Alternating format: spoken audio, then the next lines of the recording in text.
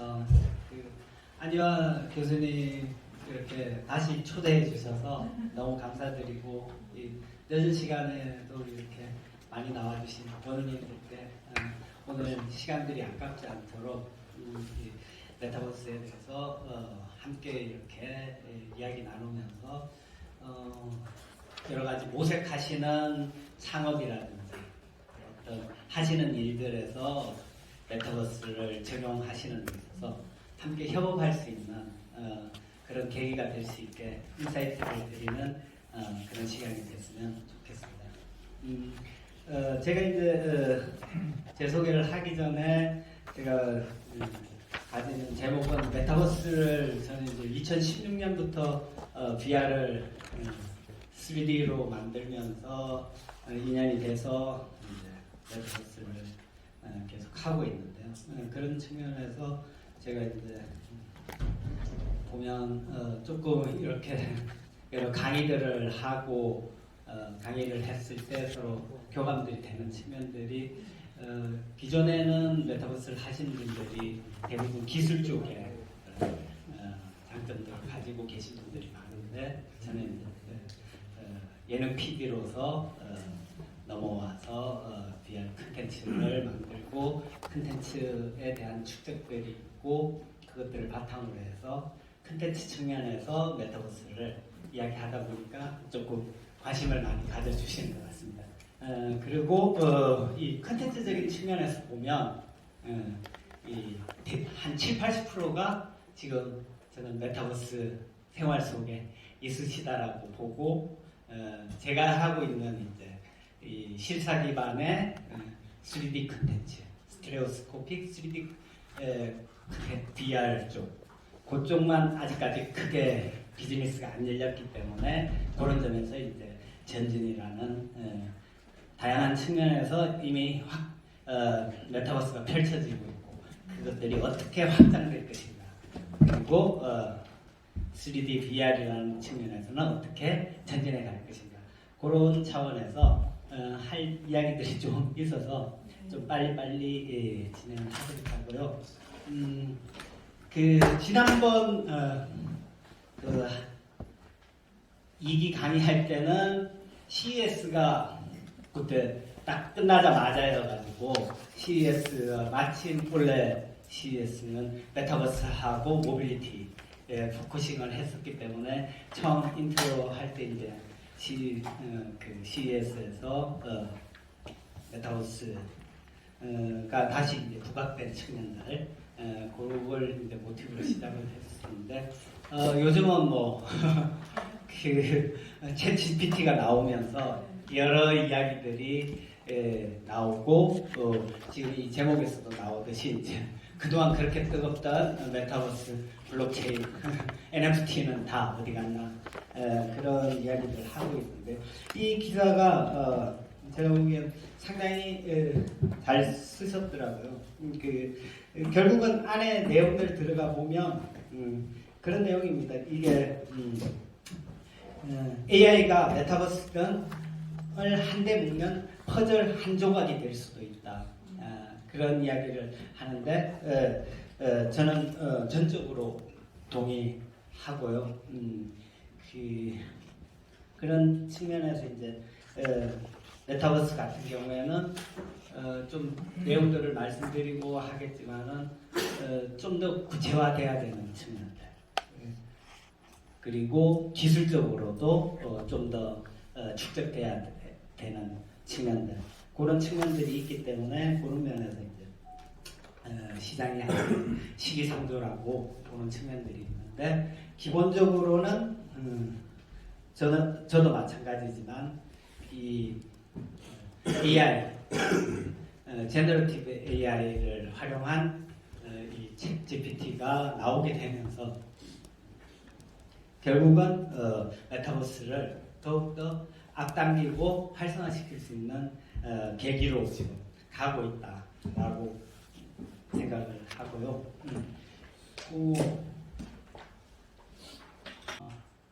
위에서 움직이는데 네.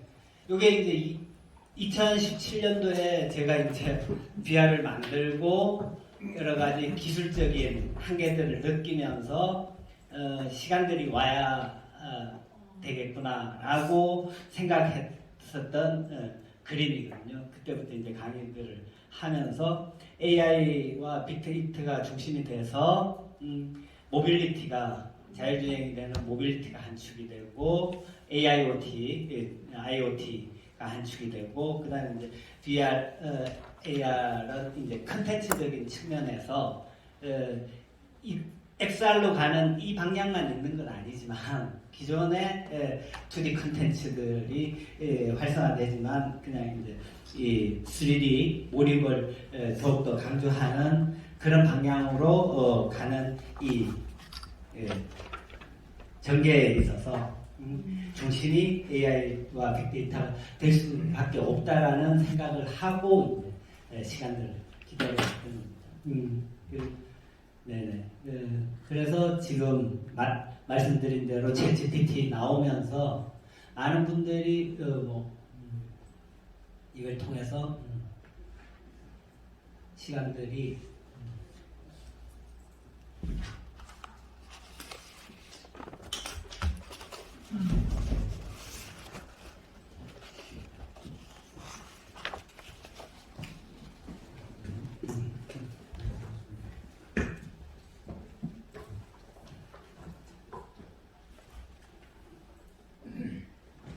챗GPT 되면서 이제 그 메타버스가 가고 있다고 생각하지만 저는 이제 본격적으로 시작되고 있다고 생각을 하고요.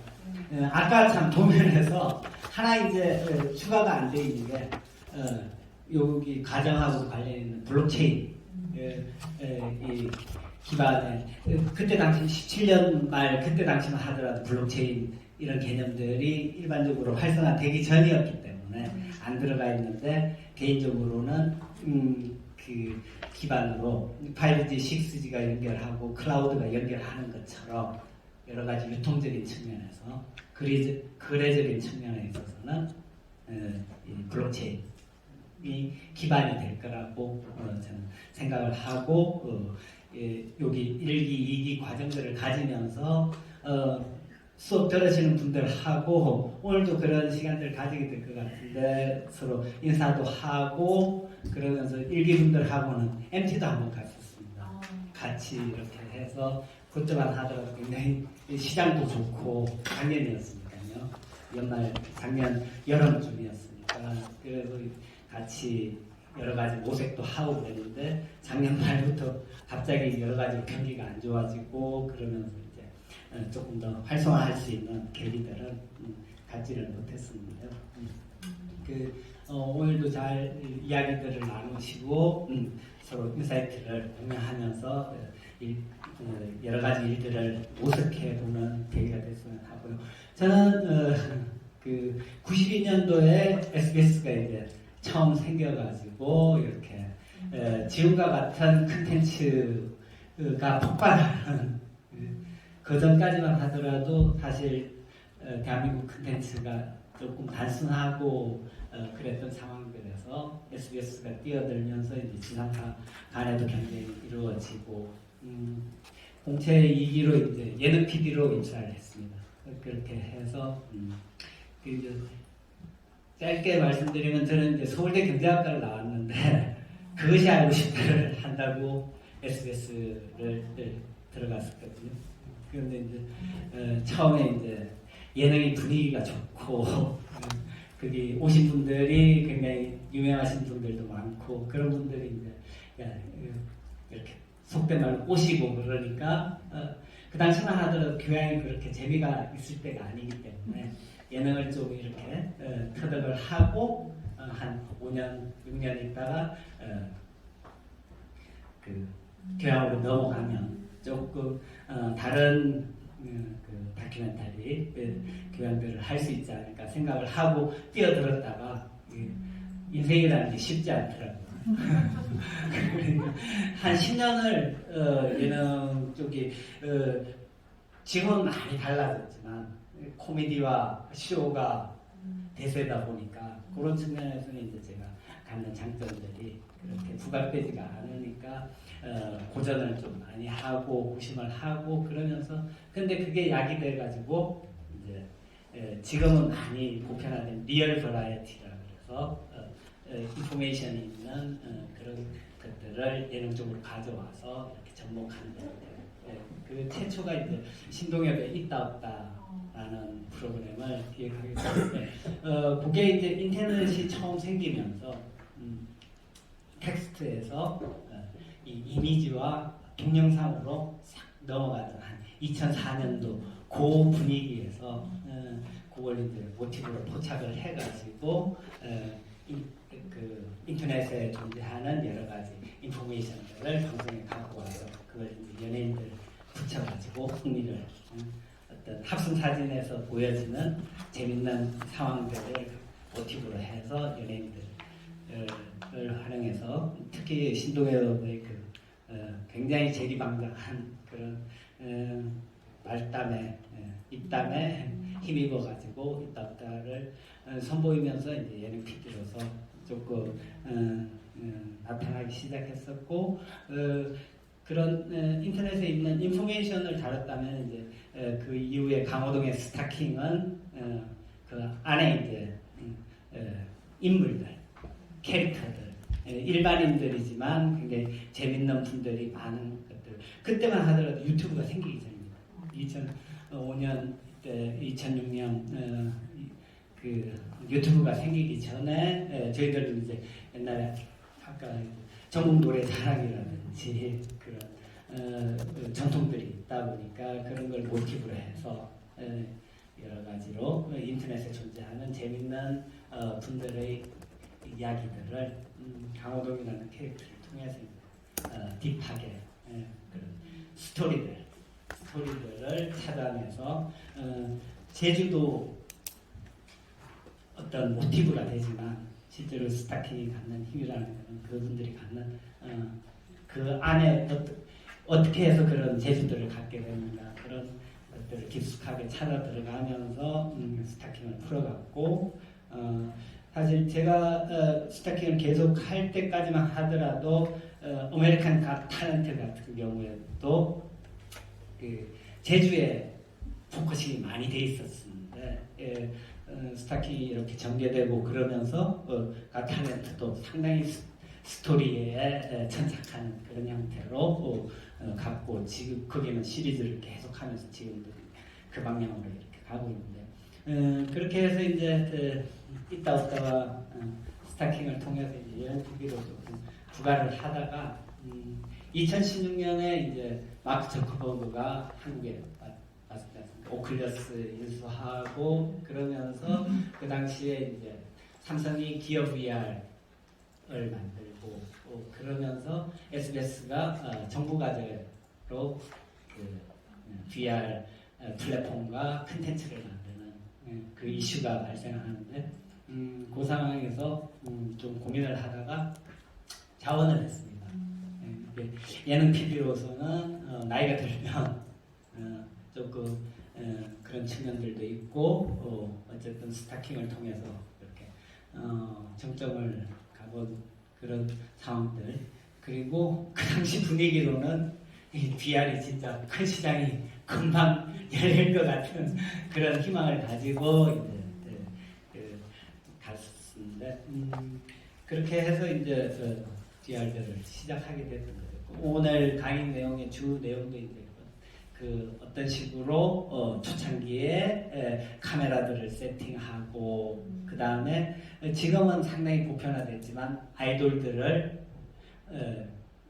주인공으로 하는 3D VR 콘텐츠를 컨셉 잡고 했었던 그런 과정들을 겪고 2016년, 17년, 2년 동안 이제 그렇게 저는 이제 콘텐츠를 만들고 사업팀에서 이제 플랫폼을 해야 되는데 뒤에 나오게 있습니다. 플랫폼이 없다 보니까 그 전에 이제 예능 프로그램 할 때는 저희들은 콘텐츠만 만들면 편성 쪽에서 알아서 방송 송출하고 광고팀에서 알아서 광고 붙이고 이러다 보니까 다른 일들에 대해서 크게 관심도 안 가지고 그랬던 상황들인데 VR을 하면서는 이걸 홍보할 방법들도 없고 플랫폼이 없으니까 그래서 이제 직접 홍보도 하게 되고 여러 가지로 비즈니스적인 모색들도 하게 되고 그런 과정들을 말씀드릴 거고요.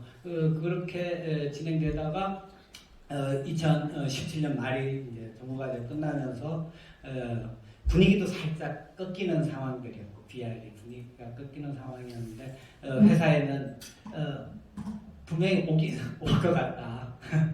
VR 이렇게 비즈니스가 될 수 있는 상황 올 것 같으니까 한 2억씩 투자하면서 좀 시간을 기다리는 게 좋지 않겠냐. 그냥 잡는 것보다는 그렇게 이렇게 회사에 이야기를 했는데 비즈니스라는 게 당장 어떤 게 생기지 않으면 투자 결정이 잘 이루어지지 않으니까 개인적으로 좀 루트를 찾아가지고 그 금령 노래방 있지 않습니까? 노래방하는 금령하고 뭐 커넥션을 가지고 금령이 투자를 해서 노래방에다가 VR을 구축하는 그런 형태로 2018년, 19년 콘텐츠를 만들고 홍대하고 의정부 테마파크 몇 곳에 실제로 이제 테스트도 해보고 그렇게 했는데 그 과정에서도 여의치 않았고 그런 것들이 여러 가지 이유들이 있지만 특히 기술적인 측면에서 많이 더 축적이 돼야 되는 그런 거를 많이 느끼고 그 시점에 딱 이제 5G라는 게 이슈도 되고 그렇게 접목되는 걸 보면서 이게 5G, 6G, 클라우드 이런 것들이 훨씬 더 우리가 쉽게 활용할 수 있는 그런 단계가 돼야 가능하겠구나라고 생각하는 시점에서 코로나가 딱 온 거죠. 20년 코로나가 딱 오게 된 거고 그러다 보니까 자연스럽게 뭐 촬영을 할 수는 없는 그런 상황들이 왔고 그런 상황들에서 이제 강의를 할 수 있는 기회들이 생겨가지고 그 강의들을 특강들을 처음에 좀 하고 그 다음에 이제 정부가 지원을 해가지고 건국대하고 대구 계명대 몇 개 학교를 묶어가지고 메타버스 학과를 만들기 위해서 작년에 이제 그 이렇게 특강들을 하는데 가서 이제 특강하면서 여러 가지로 반응이 좋아서 지금은 이제 건국대 정보통신대학원에서 강의를 하고 있는 그런 상황 그렇게 이렇게 쭉 흘러갔고요.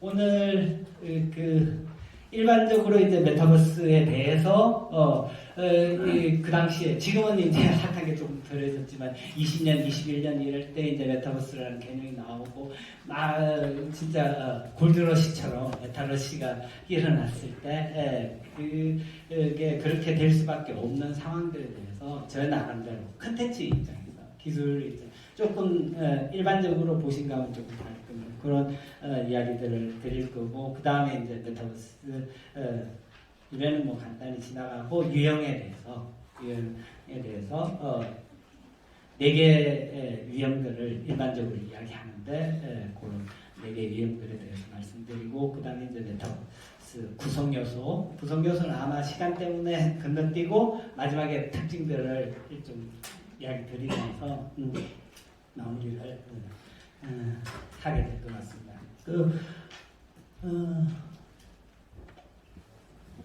요 내용들을 들어가기 전에 제가 이제 기업 VR 기억하시는 분들 있을지 모르겠지만은 이렇게 이제 HMD를 지금 오큘러스처럼 큰 형태로 만들어 거기에 핸드폰을 끼울 수 있도록 했었거든요. 그게 이제 너무 불편하고 그러니까 제가 이제 중소기업을 찾아가지고 중간에 이야기하겠습니다. 이거 핸드폰을 끼워가지고 이 컨텐츠를 볼 수 있도록 그렇게 한 건데요.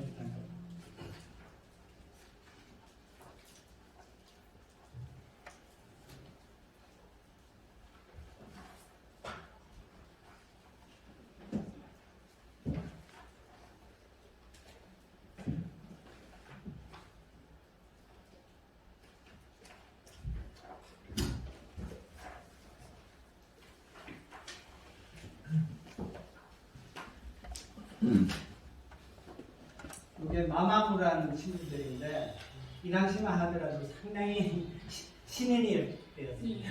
2016년에. 그래서 이게 두 개의 화면이 이렇게 갈라져 있는 게 이걸 이제 이렇게 합쳐지면 입체가 되거든요. 3D 스코핑. 그런데 상당히 입체가 잘 반영될 수 있는 이 안경을 하시던 중소업체를 잘 찾아가지고 지금 간이식으로 이렇게 할 수 있지만 이렇게 해서 이제 이런 아이돌들 해서 컨텐츠 몇 개 하고 안경하고 해가지고 그 얼마에 판매를 하겠다라고 그렇게 테스트도 해보고 그렇게 했었던 아이돌들까지 이렇게 이제는 컨텐츠를 만들어 놨는데 그 홍보할 방법이 없어서 이제 첫 번째 보여드릴 영상이 이제 동엽이나 컬투 이런 친구들한테 부탁을 해가지고 이제 TV에 홍보 영상. HB도 최초, HB도 최초, 항상 앞으로 메시지에서 HB도 최초, HB도 최초, 항상 앞으로 메시지에서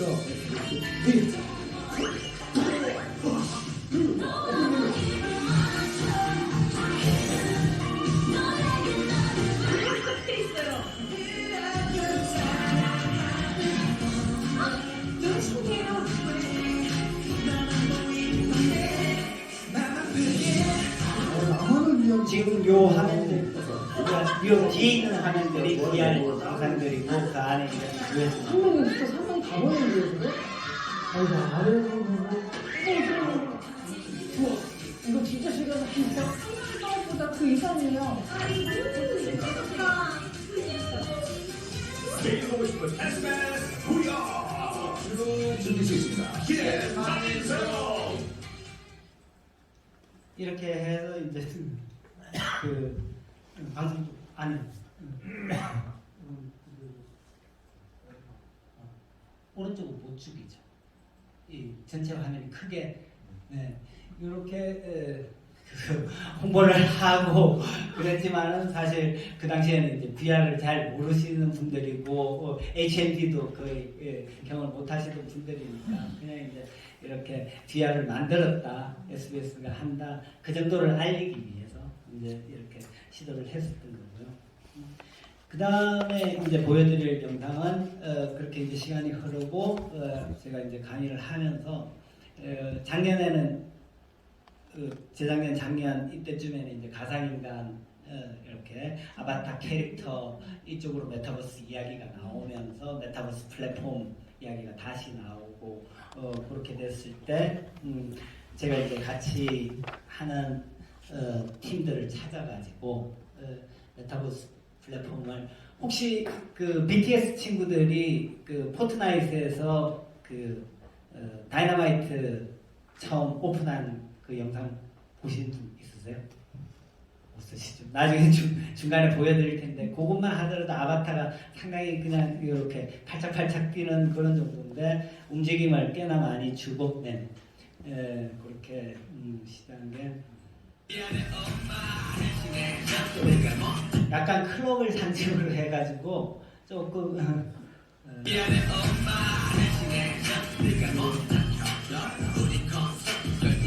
메타 휴먼을 활용해가지고 캐릭터 움직임을 좀 주고 이제 실제로 투자가 좀 되고 그랬으면 이제 여기에다가 표정도 주고 여러 가지 시도들을 추가하려고 했었습니다. 그냥 이제 샘플로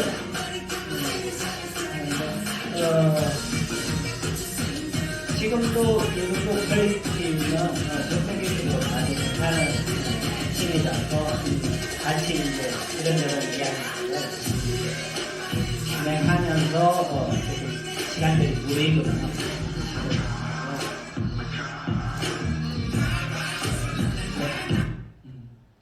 제가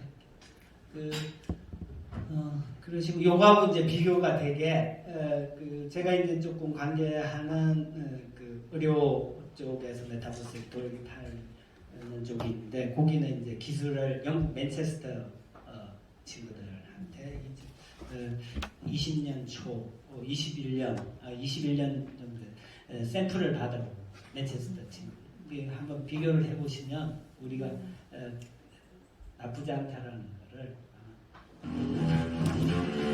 이거를 Welcome to Los Angeles.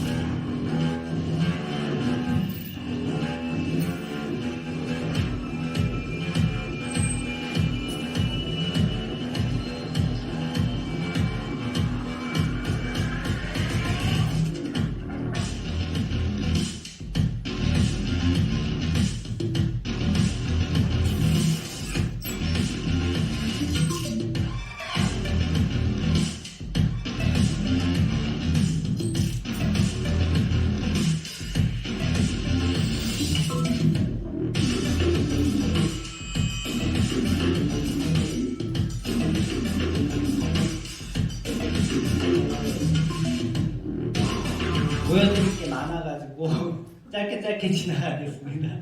글자나 색깔의 선명도가 원래 저 정도. 네, 이게 이 VR 쪽이나 이 메타버스 쪽이 용량들이 크기 때문에 그걸 보낼 때 떨어지는 측면들도 감안은 해야 돼요.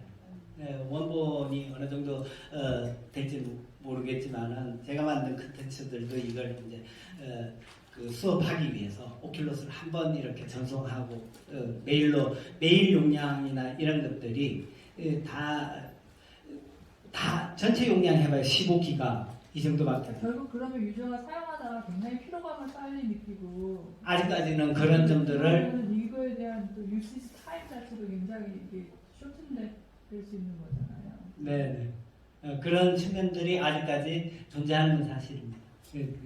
하고 요거는 이제 작년에 지금 이제 대통령이 다녀오신 UAE 그쪽이 또 작년에 한참 이제 블록체인하고 관련해서 메타버스 플랫폼을 만들겠다라고 이렇게 해서 Hello and welcome to Virtual Prime.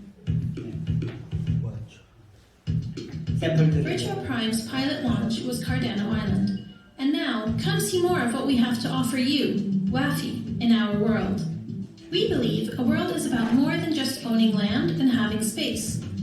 It's about participation, onboarding users, and creating opportunities by allowing WAFI to monetize it. 요거는 컨셉이 We 있어서 believe that certain 조금 elements of the metaverse should be a game, while other parts of our world will be much more traditional to deal with commercial use cases, and to even have 이런 use 식으로 cases that meet 게임이나 brand 여러 specific 가지 needs.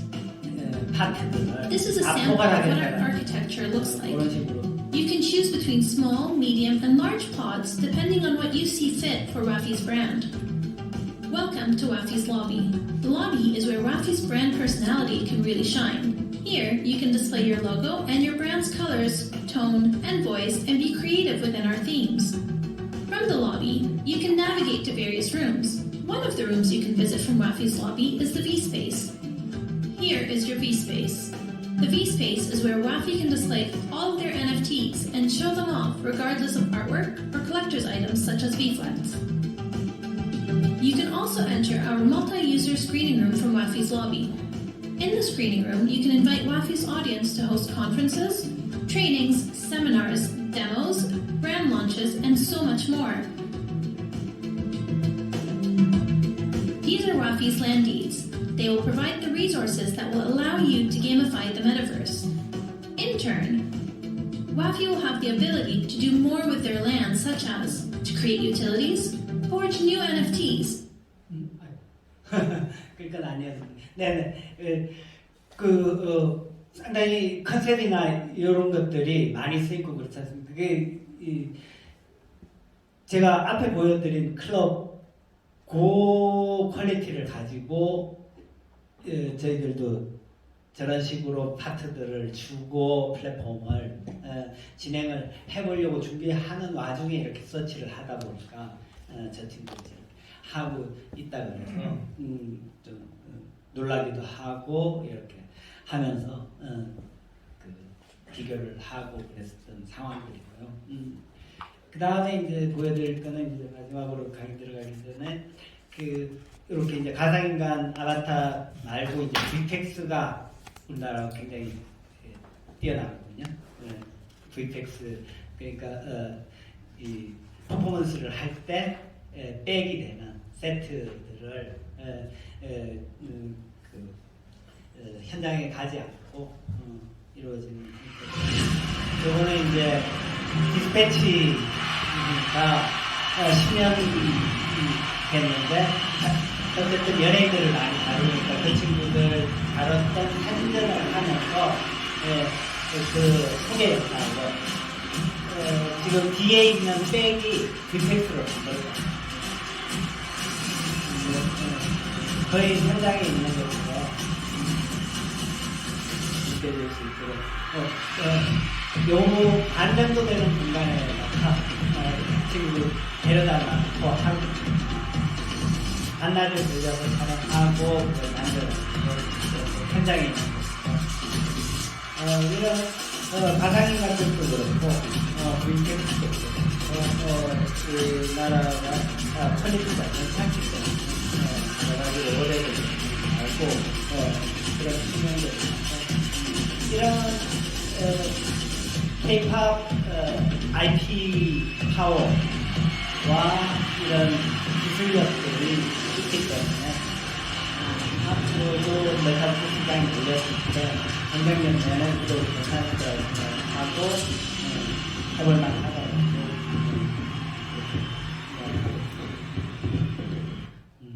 네네 이렇게 해서 나머지 이제 그 가상인간 중에 이제 혹시 보셨는지 모르겠는데 박윤배 전원일기 박윤배 씨를 이렇게 살려가지고 그 팀들하고 대화한 그거 하고 갓탤런트에서 이제 엘비스를 살려가지고 그거 한 거는 나중에 강의하다가 이야기가 나왔을 때 보여드리는 식으로 하고 이제 내용으로 들어가도록 하겠습니다.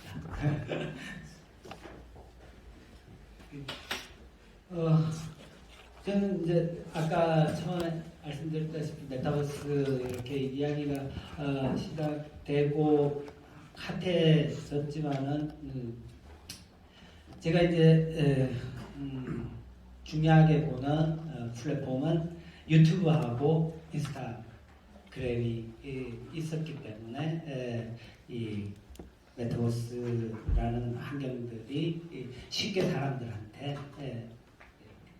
받아들여질 수 있었고 그 다음에 앞으로도 발전 가능성을 주고 있다고 생각하는데 유튜브는 진짜 그 회사명도 기가 막히게 지었다라고 그 세계관이 있으니까 유라는 그 전까지 이제 제가 만드는 컨텐츠라는 거는 대규모 자본이 능력 있는 제작자들, 작가들, PD들을 두고서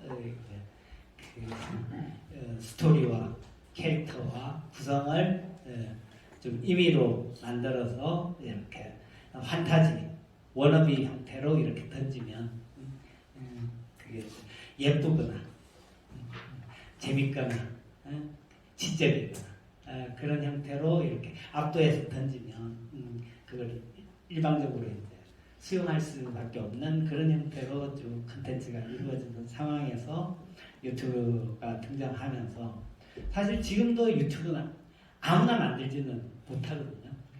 그럼에도 불구하고 누구나 만들 수 있다라는 가능성을 열어주고 그렇게 도전할 수 있도록 플랫폼이 구조지어져 있다는 측면에서 그 다음에 꼭 유튜브뿐만이 아니지만은 댓글의 형태로 그때부터 이제 액티브하게 댓글들이 달리고 그것들을 리액션하면서 컨텐츠를 만들 때 생산자가 마음대로 만드는 게 아니라 이 사용자들 저는 이제 유저라는 표현을 좋아하고 유저들이 이제 적극적으로 인발되고 그 리액션을 해가면서 컨텐츠를 만들 수밖에 없는 그런 환경이 생겼다는 게 메타버스로 갈 수 있는 기반을 닦았다. 이게 2005년이거든요. 2005년인데 그 한 10년 후에 메타버스라는 개념들이 나오고 했지만 저는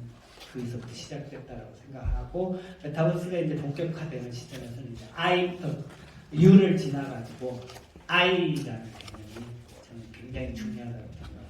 그 김남도 교수 같은 경우에 나노 사회라 그래서 거기서도 I를 강조하고 실제로 지금 보면 그러니까 MZ 세대들 특성에서도 그렇고 개개인들이 좋아하는 것들이 워낙 특화되기 때문에 점점 더 이제 그 한 명 한 명의 취향들을 고려해서 콘텐츠를 생각할 수밖에 없는 환경으로 가게 되는 거고 그러다 보니까 그 아이들이 직접 이제 오픈 소스를 던져주고 플랫폼에서는 오픈 소스를 던져주고 그걸 가지고 이제 직접 만들고 서로 소통하고 할 수 있는 환경들로 가게 되는 게 메타버스가 본격화되는 과정이라고 생각하는데 그런 측면에서 이제 U를 열어줬다는 게 유튜브의 큰 가치라고 생각하고 그 다음에 이제 인스타그램은 여기 이제 나오다시피 인스타그램 생기면서부터 이제 셀카 이 스마트폰 환경하고 해서 자기를 아주 타이트하게 찍고 그거를 서로 자랑하면서 유통할 수 있는 그런 환경이 생기다 보니까 이 자기 자신이라는 게 소재의 중심으로 등장할 수 있는 환경을 열었다는 측면에서 인스타그램이 굉장히 중요하다고 생각하고 첫 번째 보고 있습니다. 이제 사피엔스에서 이야기하는 이 내러티브 콘텐츠 스토리라는 게 굉장히 중요하다고 생각을 하는데 쭉 인류의 역사를 보면 실제로 이런 스토리들을 이렇게 찾아가는 과정들인데 아까 말씀드렸다시피 처음에 대규모 자본이 그거 될 때는 판타지와 워너비를 이렇게 추구하는 방향이었다면 여기서 말씀드리는 게 나을 것 같아요. 메타버스를 강조할 때 제가 이제 조금 실수하는 측면이 워낙 가상인간이나 VFX 이런 쪽이 이제 돋보이다 보니까 이 현실에서 가상 쪽으로 가는 방향들이 강조돼서 그렇지 실제로는 이게 가까워지려면 가상에서 또 현실로 가까워지는 그 측면들도 굉장히 중요하다고 생각합니다. 그 대표적인 케이스가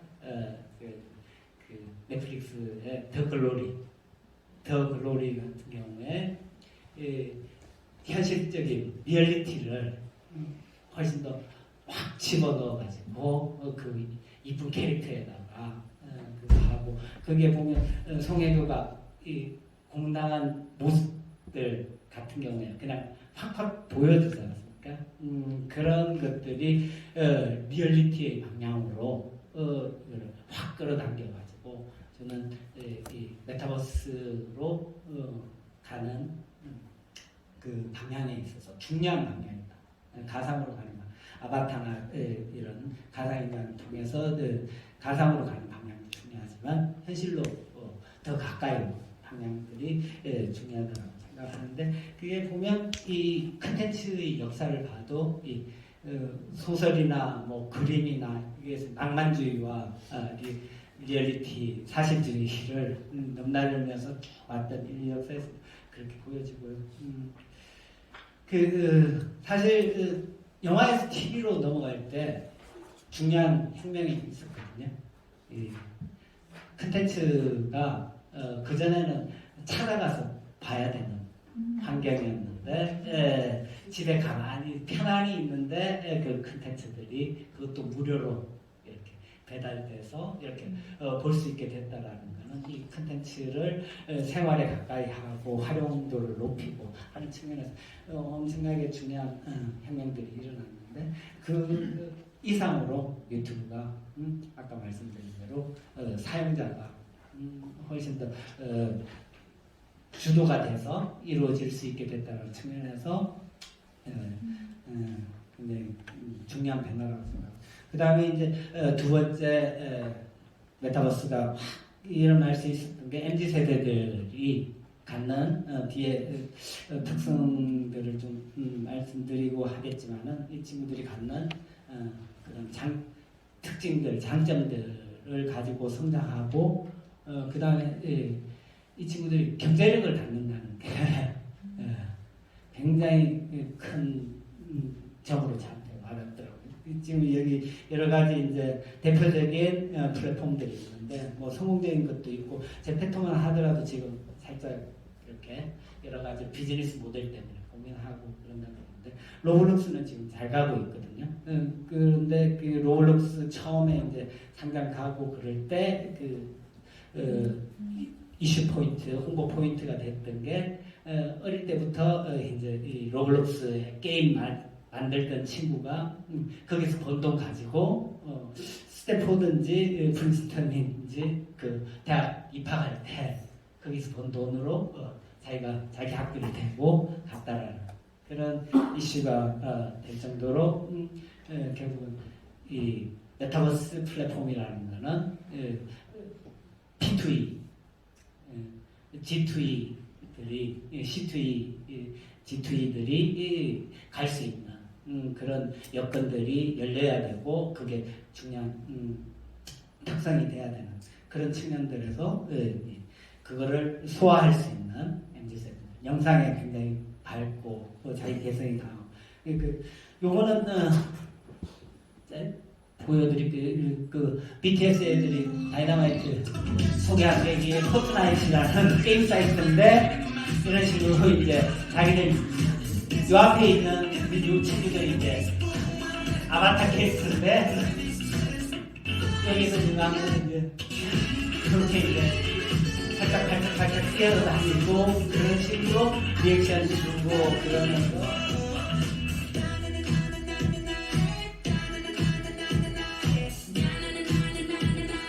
이 정도만 하더라도 2020년 그때 시점에서 굉장히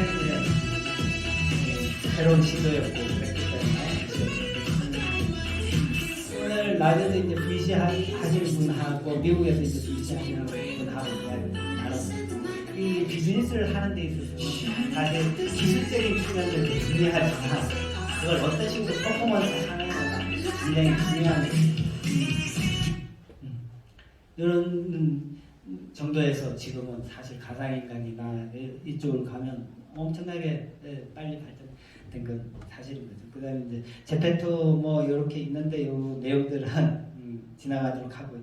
이 MZ세대가 성장한 것만큼 이 코로나를 거치면서 이 이제 40대, 50대들이 2020년 전에 조금 됐지만은 온라인 커머스라든지 인터넷 뱅킹에서 이 드러난 비율들이 눈에 보일 정도로 사실 그때 이후로 그 전에는 조금 그런 기술들을 나는 안 쫓아가도 돼 했던 분들까지 안 쫓아가다가는 큰일 나겠구나, 즉 생활이 안 되겠구나라고 그런 시대적인 상황들이 겹친 것들도 굉장히 컸다라고 생각을 하고요. 그런 현상들이 그 아이돌들을 만들던 방법들을 트롯에다가 트롯은 옛날부터 이 시장성이 팬덤이 있었기 때문에 시장성이 좋았었는데 그걸 더 이제 이렇게 키울 방법들이 없었는데 이걸 이제 오디션 형태로 이렇게 도입하면서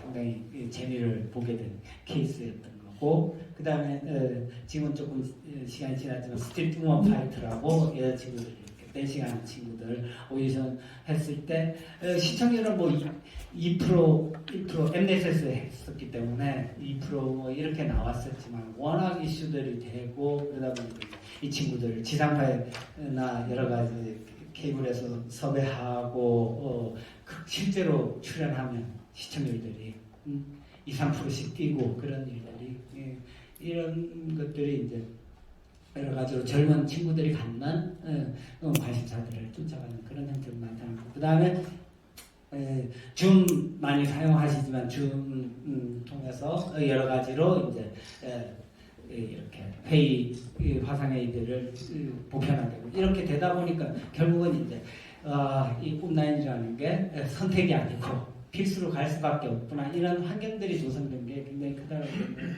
하고요. 그 혹시 게드타운이라고 보셨습니까? 게르타운 같은 경우에 결국은 좀 더 이제 줌이 딱딱하고 그런 거에다가 이제 게임적이고 놀이적인 요소들을 도입한 거죠. 이 게임적이고 놀이적인 그게 이제 MZ 세대들 속성이고 그런데 그렇게 되면 어떤 장점이 있을까요? 이 자식들 보면서 이제 쟤들 왜 노력을 안 하지 이렇게 생각하는가하고 관련이 있을 수 있는데 게임을 좋아하고 놀이를 좋아하고 그러다 보면 시도를 계속 반복해서 할 수 있죠. 실패하면 또 그냥 시도하는 거예요. 실패하면 또 처음부터 하는 거예요. 그게 이 기성세대 입장에서 보면 단점 같아 보이는데 어떤 면에서는 이 메타버스 환경에서는 장점이 될 수 있으니까 가시면은 그런 측면들을 이쁘게 봐주시고 이 시도를 반복해서 이렇게 할 수 있다라는 거 어떤 장점으로 보냐면 실패를 두려워하지 않아요. 그냥 하면 되지가 돼버리기 때문에 그런 것들이 이제 여러 가지 변화되는 환경에서 비즈니스를 펼친다든지 할 때 장점으로 발휘되는 것 같습니다.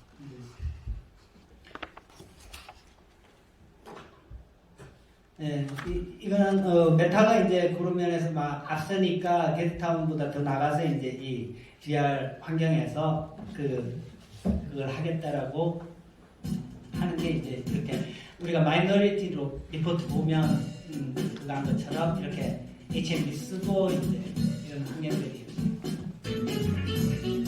펼쳐지고 그렇게 인피니티 오피스라고 지금도 직원들 상대로 또 여러 가지 테스트를 하고 그렇게 했는데 아직까지는 직원들 사이에서 불편하고 그래서 활성화는 안 되고 있고 여러 가지로 뭐 최근 기사에서 나와 있는 메타 자체가 메타버스 투자들을 축소하고 그러고 있다고 실효성은 또 떨어지긴 하지만 이런 시도들을 메타가 상당히 하고 있고요. 앞서서 하고 있고.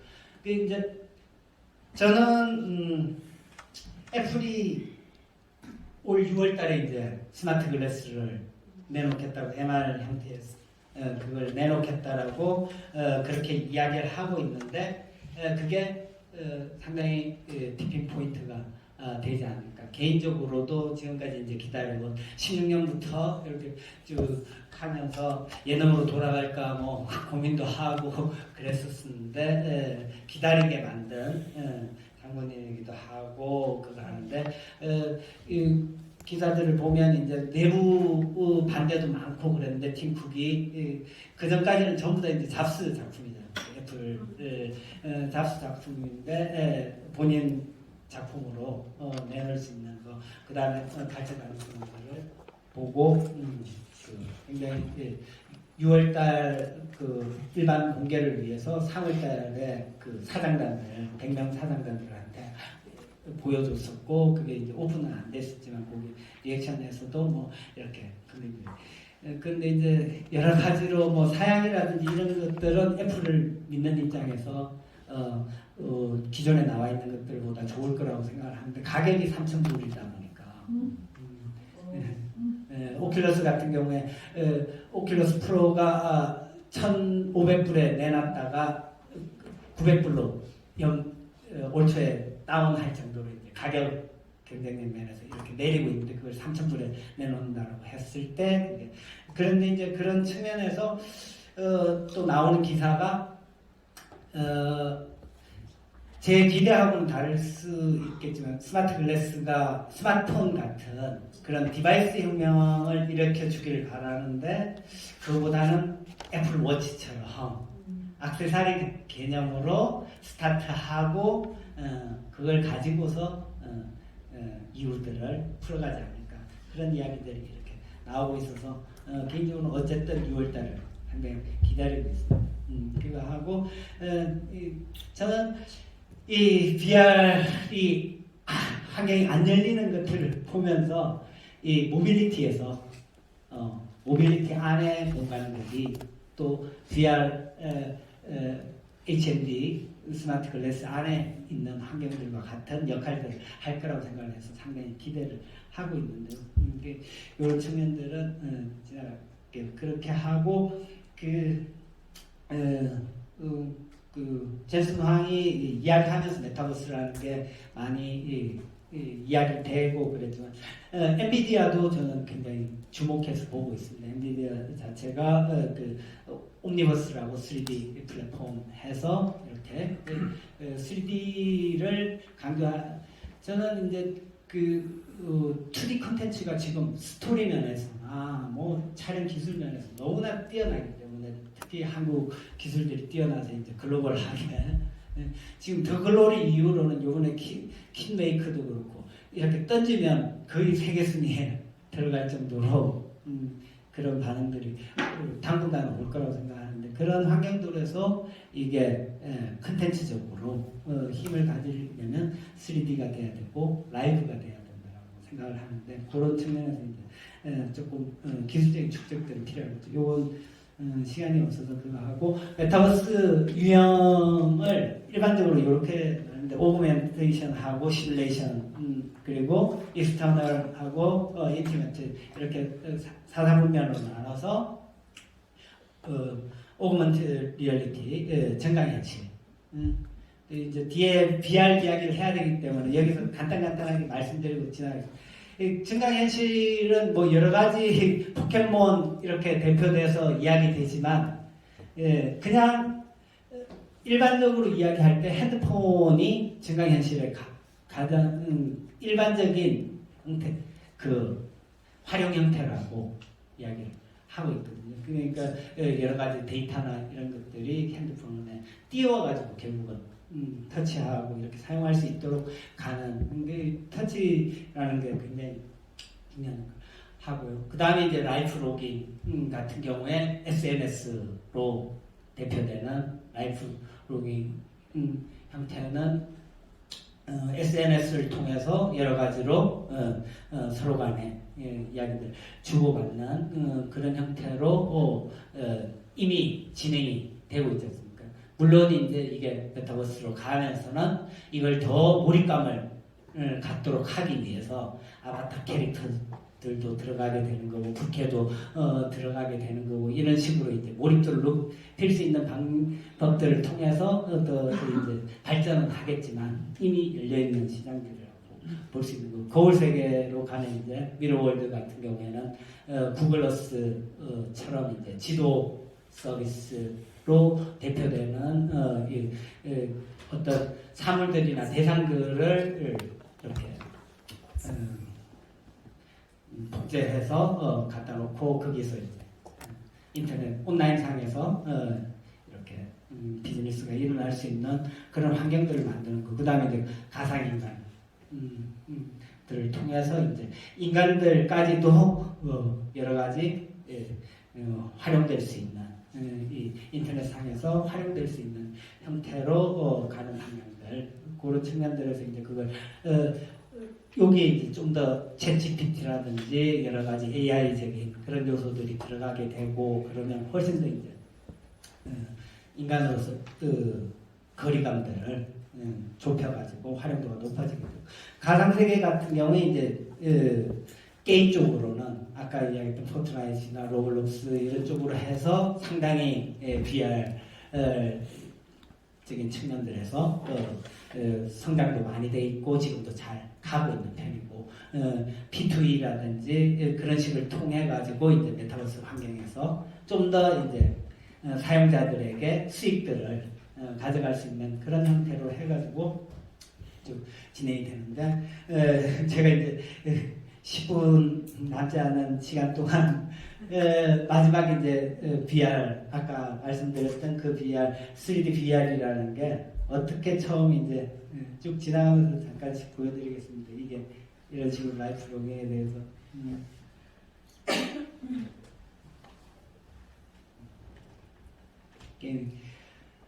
이 3D VR을 이제 제가 마마무 친구들 데리고 인기가요. 그 다음에 아스트로 차은우가 있는 아스트로 이 친구들이 다 신인일 때 이제 이렇게 출연료도 안 주고 근데 드라마로 해서 이제 팬들한테 팬 서비스식으로 팬한테 이렇게 이런 식으로 퍼포먼스를 하는 형태. 그 다음에 위에 거는 이제 나인뮤지스의 경리라는 친구하고 같이 여행 가는 컨셉으로 해서 밑에는 이제 그 러블리즈라는 아이돌 친구들하고 그래서 노래방에 들어가는 컨셉을 이 홍대에서 스토리를 좀 짰습니다. 결국은 그렇게 구축은 못했는데 무명으로 노래를 하다가 이 홍대에서 픽업이 돼가지고 같이 인기가요 무대에 쓰고 그날 밤에 파자마 파티까지 한다라는 그걸 이제 단계별로 이렇게 게임식으로 그렇게 가려고 했었는데 진행이 안 됐던 거죠. 이 처음 시작하게 된 거는 이제 그 저커버가 와가지고 이제 그렇게 그거 했었는데요. 처음엔 진짜 하라 그러는데 막막하더라고요. 아무 그거 없이 이제 VR 저도 처음 들었으니까 그거 하는데 처음 이야기할 때 그냥 360도 카메라 있으니까 그냥 그거 가지고 이렇게 지금까지 촬영하듯이 그냥 하고 그러면 된다 그러고 속아가지고 갔는데 너무 막막했었어요. 그거 했는데 그 다음에 좀 뒤에 나오겠죠. 너무 어지럽고 기존에 있는 컨텐츠 그랬는데 저한테 이제 인사이트를 준 게 이게 뭔 것 같습니다. 인사이트를 준 그림이었는데 이게 지로도 보이고 이렇게 고양이로도 보이고 이 부분은 부분대로 이렇게 보면서 여러 가지를 생각할 수 있고 전체를 가지고서 그러니까 360도로 컨텐츠가 펼쳐졌을 때 여러 가지 의미로 갔을 때 우리가 이제 기존에 그런 한 스토리를 가지고 이렇게 갈 수밖에 없다면은 좀 사용자들한테 선택적인 그런 컨텐츠로 새롭게 영향을 줄 수 있게 생각하고 보니까 이제 VR이라는 게 68년도에 이분이 하버드 교수신데 이건 서덜랜드라는 분이 처음 개념하시고 이렇게 만드셨고 찾아보시면 굉장히 이게 목이 아플 정도로 기계가 힘들어가지고 그 당시에 그럼에도 불구하고 여러 가지 볼 수 있는 그런 환경들. 그 당시에 이제 제가 들어가기 전에도 이제 VR 콘텐츠들을 카메라 가지고 찍고 그런 것들이 있어서 보는데 지금도 그런 콘텐츠가 많지만은 어지럼증을 제대로 잡지 못한 콘텐츠들이 많아서 너무 어지럽다는 게 가장 큰 그거였고 그 다음에 이제 집중도도 그러니까 그야말로 360도로 찍어서 자유롭게 볼 수 있다 그러지 나는 진짜 집중도가 없는 컨텐츠가 난무하더라고요.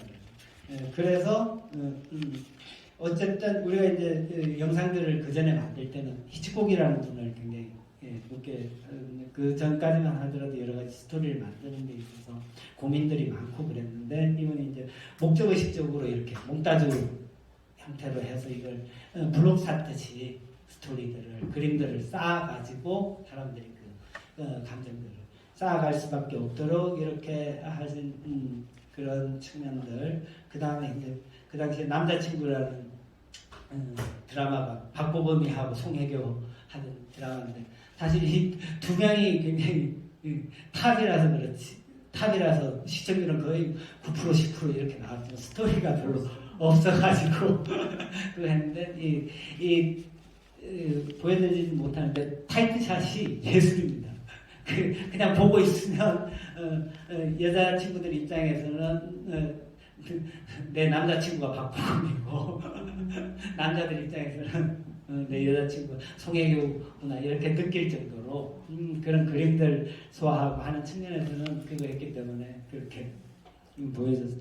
이런 컨텐츠들 보면서 이거 하고 사람들은 VR이라고 그냥 보지 않으니까 이런 지금 그 당시 지금은 더 뭐 넷플릭스까지 해가지고 더 경쟁력이 확 가버렸지만 그때도 이걸 볼 수 같이 경쟁할 수 있는 동시에 던져놨을 때 볼게 만들어야 된다라고 했을 때는 일단은 3D로 만들어야 되겠다라고 생각을 했고 3D로 만들면서 360도로 만들 때 이 뎁스감을 이 평면에서 주지 못하는 뎁스감을 어떻게 줄지 그런 거에 대해서 고민을 해야 되겠다. 그 다음에 360도가 펼쳐져 있지만은 포인트를 줘서 이렇게 처음에 집중을 할 수 있도록 만들어야 되겠다. 그 다음에 360도의 장점을 살리기 위해서 이렇게 턴을 해서 콘텐츠를 보게 하려면은 어느 시점에서 어떻게 돌아가게 오디오들을 통해서 이제 가이딩을 주고 타이밍을 줘야 되겠다.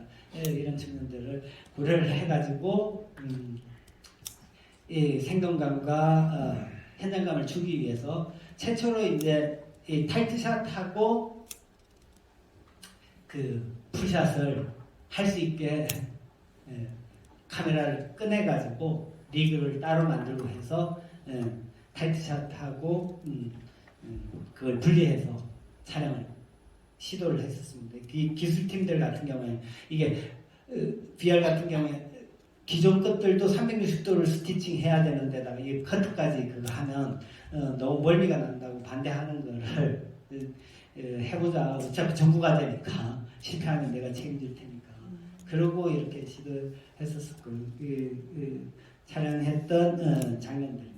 이 카메라를 이게 레드 에픽이라고 해서 기존에 영화에서 쓰던 카메라들을 렌즈를 꺼내가지고 이렇게 두 개를 붙여가지고 그 다음에 이제 고프로는 정글 같은 데서 쓰는 고프로라는 그것도 타이트 샷을 나중에 이걸 보면 굉장히 가까이 오게 하기 위해서 이 렌즈 간격을 좁히기 위해서 꺼내가지고 렌즈를 꺼내가지고 이렇게 붙여가지고 그렇게 했을 때 그 팀 멀미가 너무 심할 거라고 반대를 했는데 어쨌든 그 팀들이 또 잘 하고 그래서 360도로 UHD 3D로 해서 이머시브 오디오까지 그렇게 구축을 해가지고 만들었는데 이야기한 대로 플랫폼이 없다 보니까 이제 홍보도 러블리즈라는 친구들한테 아까 이제 이렇게 보게 하고 그런 식으로 이제 홍보 영상들 그 다음에 이제 아스트로 친구들 이런 친구들이 이제 그때 막 신인이고 팬덤 행사할 때 그 앞에 가가지고 이제 이렇게 팬들한테 보여주면서 리액션들도 보고 그다음에 이제 홍보 영상들을 찍고 알리는 방법들. 그 다음에 아까 말씀드린 대로 이렇게 이제 HMD를 단위로 만들고 컨텐츠하고 해가지고 그 일본에서 팬미팅 할 때 천엔에 해서 컨텐츠 3개 하고 이렇게 해가지고 그거 했었는데 기술적으로 이 업체가 돈이 없어가지고 앱으로 만들지 못하고 웹으로 만들면서 그 불편함 때문에 진행이 안 되죠.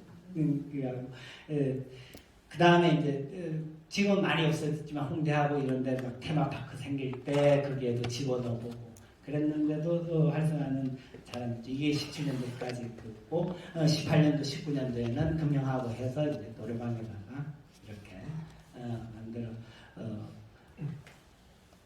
보고 그 다음에 홍대하고 의정부 이런데 해서 집어넣어 봤는데 결국은 지금 여기 보시면 아시겠지만은 이게 시간들이 4분 5분 이런데 기가수 3기가 뭐 5기가 이렇게 나오는 거죠.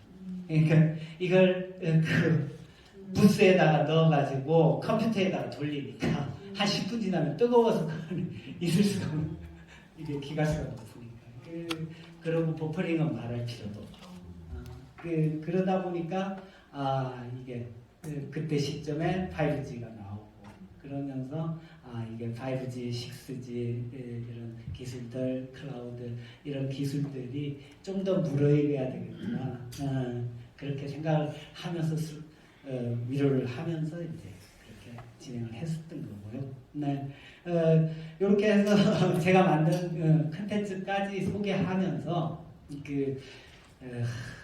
제가 이제 점점 할 이야기가 많아져가지고 전에는 그래도 메타버스 특징까지는 말씀을 드리고 마무리를 했는데 오늘은 신신당부를 하시기를 이렇게 뒤에 분을 위해서 그걸 해야 된다 그래서 잠깐만요. 질문 있으면 질문 해주시면 감사하겠습니다. 네, 뒤에 좀 먼저. 네. 그 저기 평창 올림픽 취재하면서 그 저기 작은 뭐 드론이 뭐 2,000대가 네. 5, 6기를 형성했는데 하나 충돌 없이 아주 매끄럽게 그 저기 화면을 좀 제공해줬거든요. 네. 혹시 지금 우리 그 SBS 국장 PD님께서 뭐 지금 강의와 관련해서 메타버스 기술을 응용 기술 뭐 사례 좀 생각하고 있는 게 있으신가 하고요. 네. 그다음에 SBS에 하는 그 워카일에서 했던 그 디지털 포럼이 굉장히 인상적이었는데 네. 그건 지금도 하고 계신가요? 네, 디지털 포럼 하고 있습니다. 거기서 주는 메시지는 뭔가요? 거기는 이제 테마 자체는 매년 바뀌고 있습니다. 그냥 그때 이슈가 되는 올해 같은 경우에는 오히려 ESG 그런 테마 쪽으로 넘어갔고요. 그러니까 꼭 기술적인 쪽 디지털 포럼이라고 명칭은 했지만 꼭 기술적인 쪽은 아니고 디지털 포럼 그렇게 진행이 되고 있고요. 저는 이제 개인적으로는 그걸 가지고 있습니다. 이후에 시기가 무르익고 그러면은 그 아까 3D로 만든 것들을 라이브로 기술팀하고 붙여가지고 결국 메타버스는 초연결이라고 생각을 하고 아까 이제 제 소개할 때 저는 이제 예전에는 PD였고 지금은 내러티브 텔러라고 이야기를 하거든요.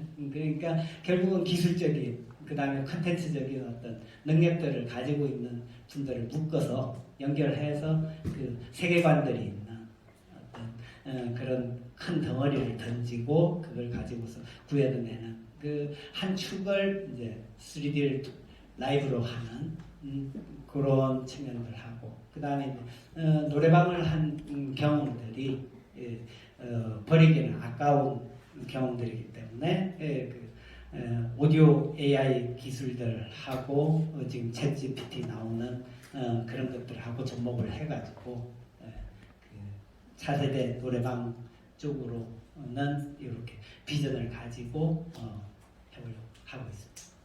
네. 그 이제 코로나 때 학생들이 학교에 못 모이잖아요. 네. 그러니까 줌으로 수업을 하든지 아니면 이제 웹엑스로 수업을 하더라고요. 저희 같은 경우는 웹엑스 프로그램을 썼는데 그러면 이제 화면에 애들이 쭉 들어오잖아요. 그럼 나는 여기서 강의를 하고 근데 어디를 보니까 그 메타버스라고 해서 게드타운에서 그 안에 학교를 다 그려놓고 거기 운동장도 있고 거기에서 애들이 체육대회를 할 수 있게끔 입장에서 그걸 하더라고요. 네. 예. 근데 제가 이제 궁금한 거는 그렇게 1시간 내지 2시간 체육대회를 할 수 있게끔 그 프로그램을 제작해서 판매할 때 그 제작비가 어느 정도 들어갑니까? 제가 직접 그쪽은 제가 기술적인 것도 약하고요. 그 다음에 그쪽 방면으로는 제가 직접 다이렉트로 알지는 못하는데 게드타운을 사용하는 대표적인 케이스가 그 직방이잖아요. 직방은 아예 그 사무실도 없애버리고 그 안에서 이제 회의라든지 그게 다 이루어질 수 있을 정도로 그렇게 활용도를 갖고 가는 케이스가 있는 것은 알고 있는데 그걸 구축하는데 비용이 얼마나 들는지는 저도 잘 한번 팔로우 해보겠습니다. 다른 질문 없으시면 우리 조견 매니저님이 이렇게 명함 주고받고 인사할 수 있는 시간까지 포함을 시켜달라 그랬는데 끝나고 이렇게 명함을 나오셔서 명함 주고받을 수 있는 그런 시간들 그 다음에 차후에도 이렇게 연락할 수 있는 그런 계기들이 생겼으면 하고요. 마지막으로 저는 이제 세대가 86학번 세대다 보니까 이 혁명과 혁신이라는 그런 생각들이 지배를 하고 있던 그런 사람에서 지금은 메타버스를 통해서 어떻게 하면 빨리 적응하고 즐길 수 있는가 그렇게 사고하는 사람들이 훨씬 더 지금을 잘 살아갈 수 있는 시대가 아닌가 그렇게 말씀드리고 자제분들하고 많은 대화들을 하시면 훨씬 더 메타버스에 적응하실 수 있는 계기가 생길 거라고 말씀을 드리면서 마무리하도록 하겠습니다. 감사합니다.